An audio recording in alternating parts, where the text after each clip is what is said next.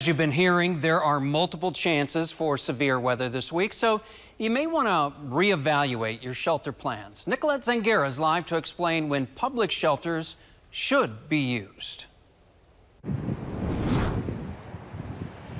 Paul, there are a multitude of FEMA-approved shelters across the Ozarks, but Greene County Emergency Management stresses if you live a mile outside of a local shelter, it's best to shelter in place and find a bathroom or interior closet.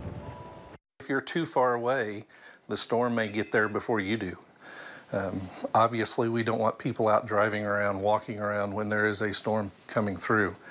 So we think that we have enough lead time, hopefully. Sometimes storms pop up right on top of us, but we hope that we can provide enough lead time to give everybody that 5 minutes needed to get to a safe location. Not all shelters operate the same way. For instance, there are 14 Springfield public school shelters. They will close 10 minutes after a warning is issued or sooner if tornadic activity is observed close by. They are only open when school is not in session. On the other hand, 3 shelters with Nixa Public Schools are open 24/7 if there is a tornado risk. We have a team that's standing by at all times, so whenever things pop up and the weather, even if it's, a maybe or moderate, we're still prepared, and we get the team ready and ask if they're available and then find out the team and have everybody ready to go. When it comes to pets and bulky items, they may not be allowed at your local shelter. Greene County Emergency Management recommends calling ahead of time. Call that shelter